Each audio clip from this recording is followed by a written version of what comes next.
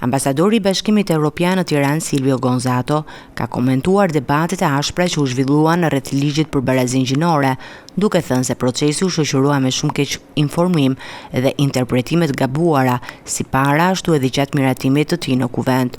Duhet të ketë një debat shoqëror para ose pas përgatitjes së ligjit për të siguruar që termat e reformës të kuptohen dhe që të ketë më pak hapësira për dezinformim, sepse e dim që ka pasur shumë raste të tilla.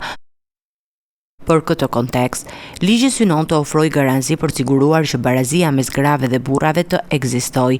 Prandaj kjo duhet bërë me krijimin e detyrimeve nga sektor të ndryshëm privat, publik dhe të atyre në mënyrë që të zbatohen në mënyrë efektive. Ligji garanton ose kërkon që të mos ketë diskriminim bazuar në faktorë të natyrshëm përfshirë seksin. Ne ju monitorojmë sepse çdo vit publikojmë një raport progres. Deklarata e tij erdhi në një klim të tensionuar politike, pasi opozita akuzoi ambasadorin Gonzato se qëndron pas ligjit për barazinë gjinore, duke pretenduar se ai shkatron themelet e familjes dhe shoqërisë shqiptare. Ambasadori Gonzato, megjithse i bëri thirrje të gjithë palëve që të zhvillojnë një debat të hapur dhe të informuar për të shmangur keq kuptimet dhe për të garantuar që ligji të zbatohet në frymën e tij të plotë, në mbështetje të barazisë dhe të drejtave themelore të njerëzit.